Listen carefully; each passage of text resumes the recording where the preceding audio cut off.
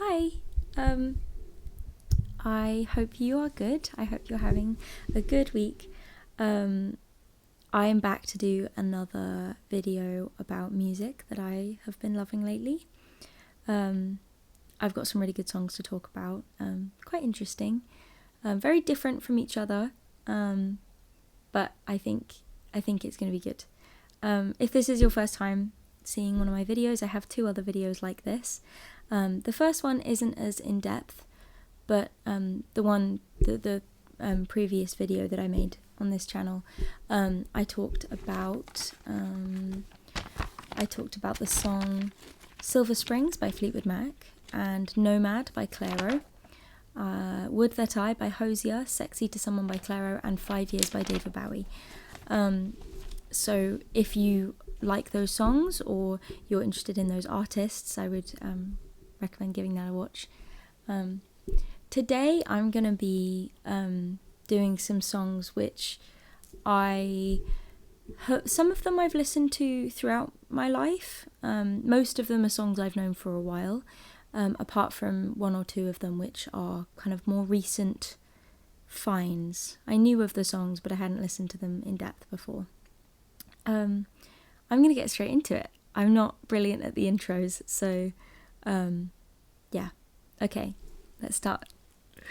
What I'll do is when I start each song, I will I'll read you what I've got, like a book for my music reviews where I just write down a little bit about my initial thoughts on each song. So I'll write down my kind of my notes. I'll read out my notes, and then I'll just kind of like freestyle it. I don't have any kind of like script for this other than these. Anyways, the first song is Once in a Lifetime by Talking Heads. And what I've written is, while this song is pretty playful and dense in sound, the lyrics capture something about the passage of time and how we never fully feel like we are present in our own experiences. You may find yourself implies that you almost stumble into your own life experiences and find yourself where you are. Similarly, the chorus, letting the days go by, is a very real way of describing life, especially the line, same as it ever was, being repeated so many times. The whole song really captures what the mundane feels like. You may say to yourself, my God, what have I done, is also a pretty relatable line. So that's what I initially thought of the song. I have loved this song for a long time. My dad is a fan of Talking Heads, and so I've heard this since I was quite little. And I've always thought it was a fun song. It's great to kind of like dance around to. But it's not the kind of song that you focus in on the depth of the words very often. I know I didn't until recently. And then when I was listening to it on the train, I kind of realised like how fitting the lyrics are with, for me, where I am in my life at the moment. And it feels like it's almost like a song about imposter syndrome, but like in your own life. I feel like I've said the word life so many times. But I think like I never realised that in the chorus they're saying letting the days go by, which is interesting because it's sort of like we all kind of let things just go over our heads a lot of the time. We don't really focus in on the small details of each experience, which I think sometimes is a good thing, because if we were to have kind of intense, if we were to pick everything apart, nothing would be spontaneous or kind of lighthearted. But I think it's a nice song to kind of deep dive into, because you wouldn't initially think to do it. I'm trying to think of another lyric that I like from it. I like how in the first verse they kind of set up this world. There's quite a lot of world building about, I think it's, you may find yourself in a shotgun shack, you may find yourself in another part of the world.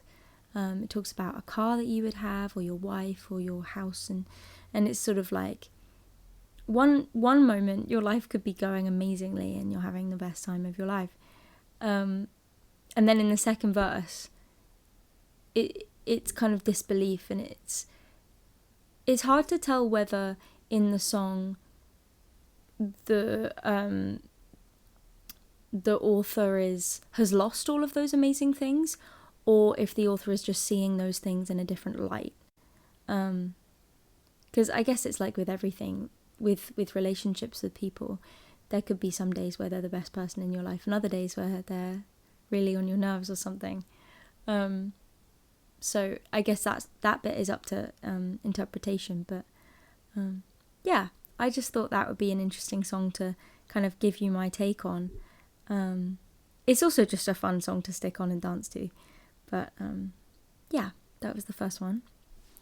The next song I've talked about is possibly my favourite, or it's been my favourite as of recently, and it is I Want You to Love Me by Fiona Apple. And I've written quite a lot on this, so I'll just read that out to you.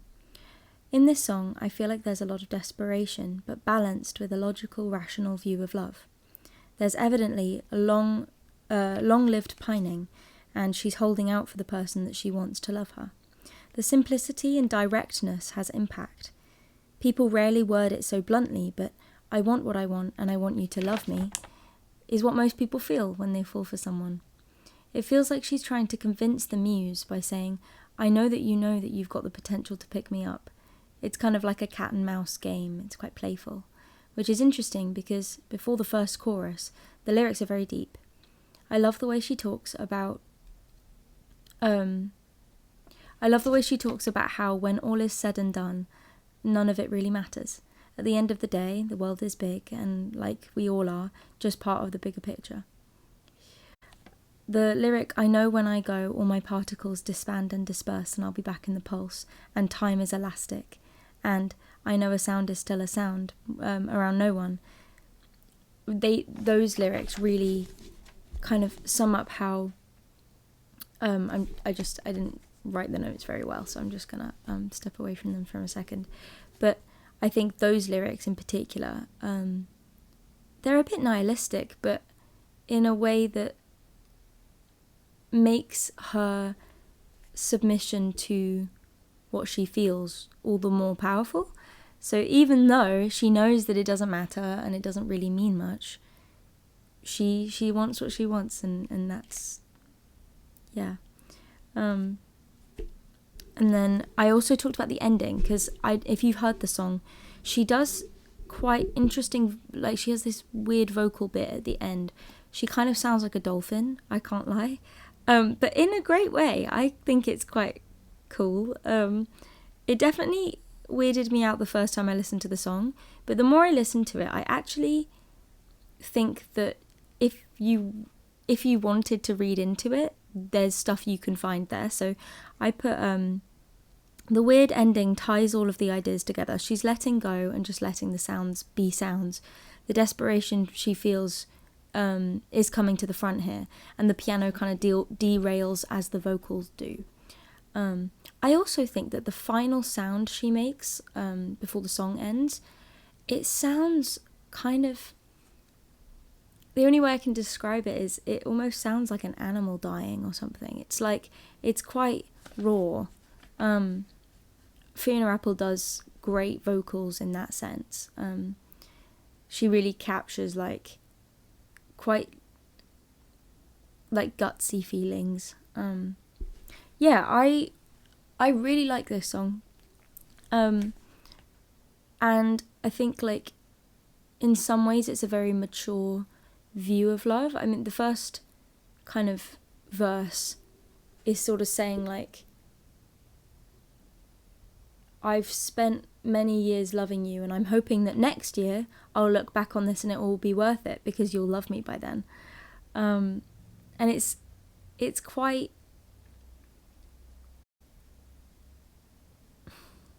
it's a very patient kind of song. You can hear that this isn't a new feeling for her. yeah, I really would recommend listening to this song if you haven't heard it before.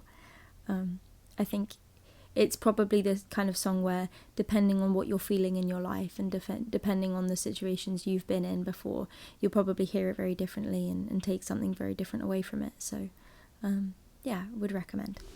The next song I would like to talk about is New Perspective by Noah Kahan. This is a more...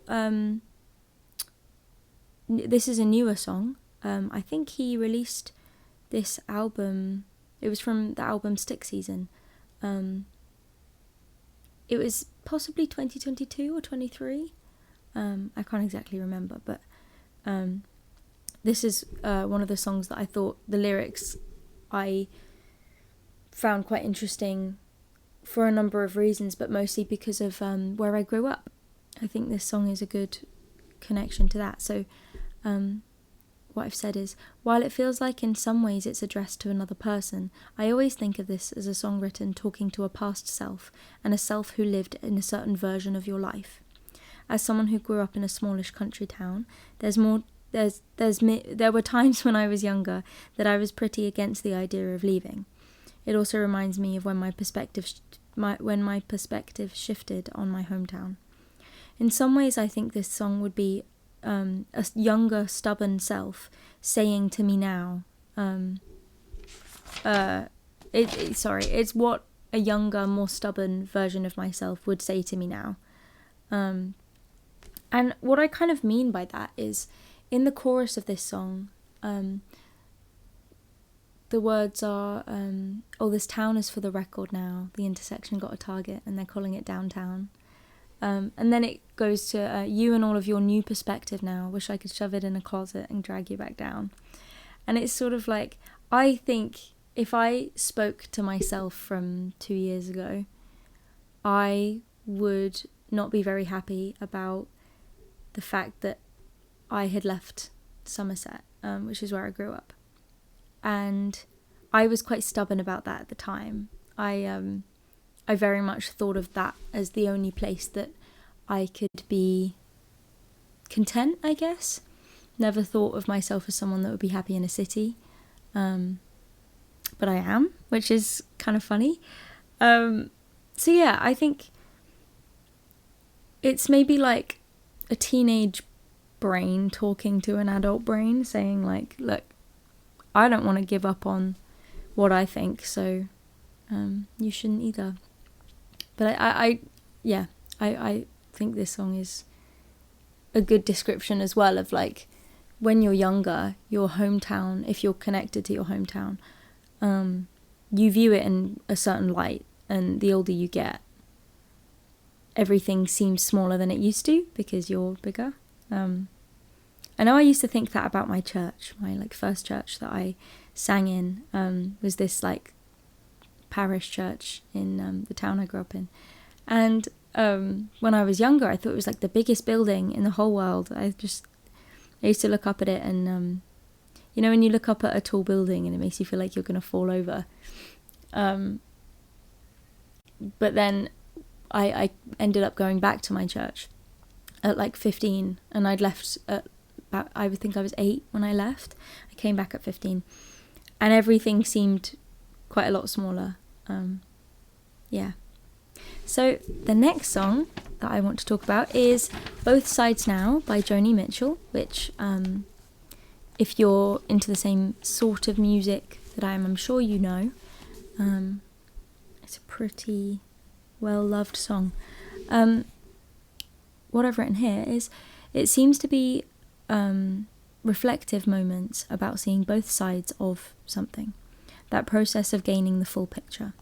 In most situations, there aren't right or wrong decisions or life events. There are just different ones that lead to different outcomes. There are exceptions to this, of course, but I think you get what I'm saying. The line, "I really don't know life at all," is something that comes back to us so many times throughout our lives, because we're always the oldest that we've ever been. We always feel like we know best. However, we are also the youngest that we will ever be again. Up until the day we go, there is always more to see and find and realise and learn and share with others. I think I like how Joni covers a few different bases with the song as well. The clouds is a beautiful metaphor in the beginning where she's saying, I really don't know clouds at all, they got in my way and all of that. I'm pretty sure she wrote this on a plane. I think I heard that somewhere. But yeah, the song is kind of feels like someone who has kind of gained a broader perspective on a situation, and then looking back kind of almost feeling a bit embarrassed about like, oh, I thought that I knew it all and I don't, which I feel like everyone does that a lot of the time. I know I do. And I guess the song itself is kind of just admitting defeat slightly, or not admitting defeat, but giving in to being open-minded and being a bit foolish sometimes, and how that's okay, everyone does it. Yeah. The next one that I've talked about, this is the penultimate song, is The Long and Winding Road by the Beatles. I've said this is a beautiful song. It's a kind of submission to the love that he feels. After everything, the long and winding road, he still ends up being led back to her. This song is kind of a vulnerable question of, I know I love you and I want you, but will you have me? Which is quite beautiful, really. The line, many times I've been alone, many times I've tried. Even after trying to move on from it, she's still the one that he comes back to each time. I was listening to this on the train as well. I find the train is a good time to listen to music and really listen carefully. I don't know, you're stood there for me it's about 40 minutes, my commute, so I have enough time to listen to songs properly. Anyways, yeah, this song is very, I know it says it in the song, but it's like someone standing outside your door, and it's a confession, and a bit like I Want You to Love Me. It feels like it's a feeling that's been there for a long time, and I think it's very scary to confess these kinds of things to people, and I think that's what makes it so vulnerable, is I don't think there's a right or wrong way of kind of approaching your feelings about somebody, but this is a very, the metaphor of kind of like walking down this road, and it you can't get away from it. I think that sums up having feelings for someone quite well. It's not necessarily something that's in your control, and it's about weighing up whether you bring that question to them. Yeah, I don't know if I have anything else to say on that one. I feel like that was a bit short, but I think that's everything that it comes down to, really. The last song that I've talked about is more of a new one for me. I haven't been listening to it for that long, but over the last few weeks I've really enjoyed it. It's Girl from the North Country by Bob Dylan. And what I've said about this one is it's reflective and in some ways quite sad, but that does depend on how you listen to it.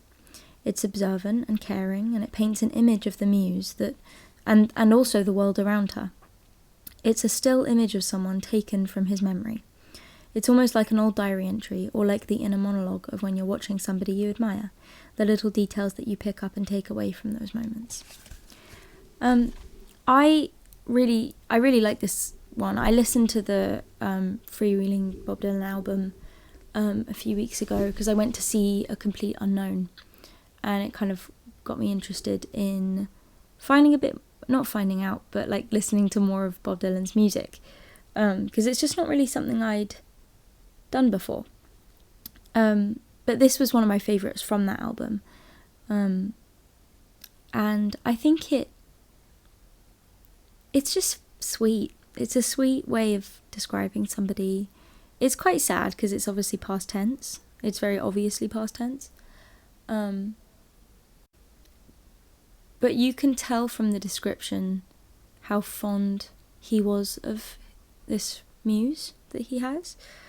It's kind of like the small details about her hair or about wanting her to be warm from the cold. And I think it's those kind of little things that you pick up about people if you admire them that you wouldn't normally. So like, I don't know, the colour of their clothes, or the way that they talk about something, or yeah, the way they walk. And it's a bit like in my last video I talked about Something by the Beatles, and this song reminds me of something in that sense of like, I think in Girl from the North Country, the she was once a true love of mine, that's the bit that makes it sad, is the kind of like the once bit.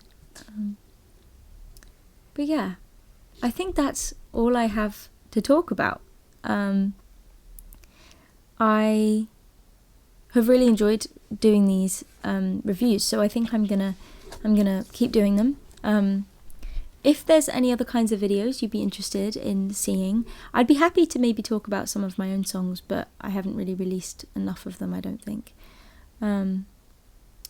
I may do a video where I show you my process for writing a song or recording a song, but I think I'm going to stick with the music reviews most of the time because yeah, it's enjoyable, and I hope that you enjoyed the videos. Yeah, okay, I'll see you next time. I hope you have a good week, and yeah, alright, bye.